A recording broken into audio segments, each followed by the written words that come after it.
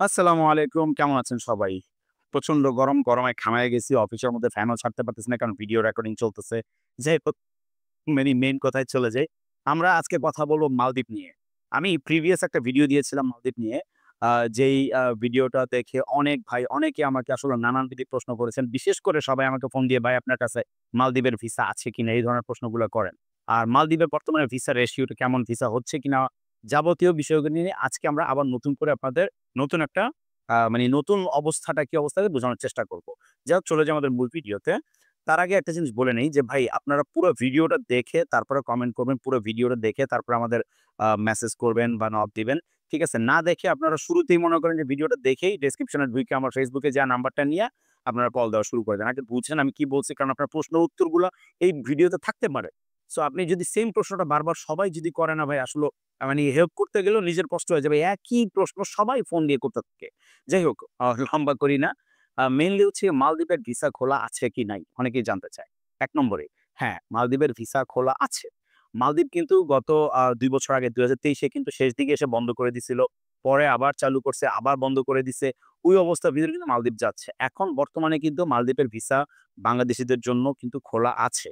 কিন্তু অত পরিমাণ নাই ভাই। আপনারা এই জিনিসটা আগে ভালো করে বুঝুন। অনেকে ফোন দিয়ে বলে, "ভাই খোলা নাই।" না, আপনার জানা নাই। খোলা আছে। কিন্তু অত বেশি পরিমাণ হচ্ছে না, চাইলে সবাই পাচ্ছেন। এখানে আপনার সরকারিভাবে ভিসা হচ্ছে কিছু এজেন্সি আছে, কোম্পানি আছে যাদেরকে হচ্ছে সরকারিভাবে ভিসা দিচ্ছে। ধরেন একটা কোম্পানিকে আপনার ১০ টা ভিসা দিবে না। এই ধরনের একটা তাদের নিয়ম আছে আরকি। আমি এটা জাস্ট কথার কথা। এ ধরনের নিয়ম আছে। সো চাইলে ভিসা নিতে পারবেন কিন্তু খুব রেশিও কম। আর সব সেক্টরই যে একবার খোলা আছে, খুব উন্মুক্ত আছে তা না। সো ভিসা হচ্ছে মালদ্বীপের কিন্তু পরিমাণটা কম। আর ভিসার যেই অ্যামাউন্টটা যেটা মানুষ চায় আসলে পরিমাণটা কম হতে না মালদ্বীপের ভিসার রেটটা অনেক হাই হয়ে গেছে ভাই। ভিসার রেট এত হাই না। মালদ্বীপের ভিসা সর্বোচ্চ আপনার ৩ থেকে ৳৩.৫ লাখ আপনি মালদ্বীপে যাওয়াটা হচ্ছে গিয়া লিগ্যাল ওয়েতে বা সরকারি ওয়েতে বা যে লিগ্যাল ভিসাগুলো এভাবে। বাকি যারা আছে সব হচ্ছে দালালিরা মনে করেন ৫ লাখ ৭ লাখ করে নিতেছে ভাই। ৳৫০,০০০ স্যালারির জন্য ৫ লাখ ৬ লাখ টাকা দিয়ে যাওয়াটা একটু বেশিই হয়ে যায়। সো আসলে মালদ্বীপের যেই ভিসার রেশিও বা কাজের যে অবস্থা সেই তুলনায় আপনার ৫ লাখ ৭ লাখ টাকা অনেক বেশি হয়ে যায় ভাই।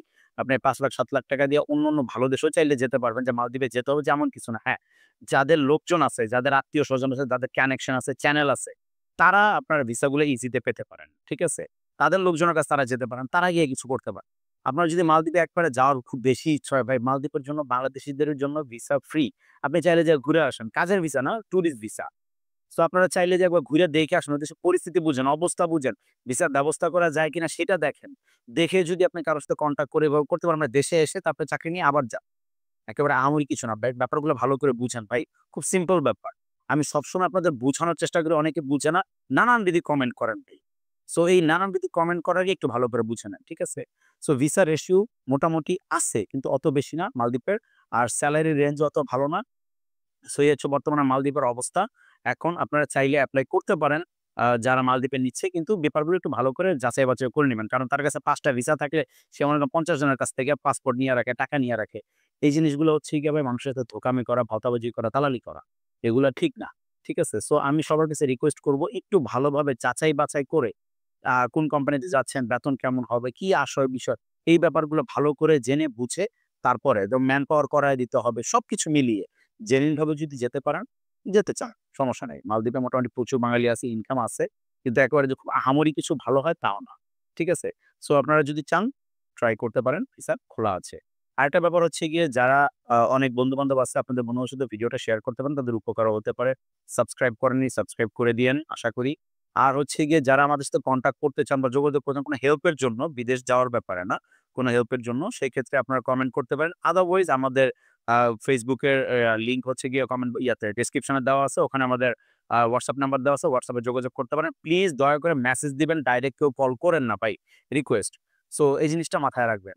তো আশা করি সবাই ভালো থাকবেন, সুস্থ থাকবেন। কিছু দরকার হলে আমরা পাশে আছি আপনাদের ইনফরমেশন দিয়ে হেল্প করার জন্য। বিদেশে নিয়ে হেল্প করার জন্য না, ইনফরমেশন দিয়ে হেল্প করার জন্য। সো দেখা হবে ইনশাআল্লাহ আগামী ভিডিওতে। আল্লাহ হাফেজ।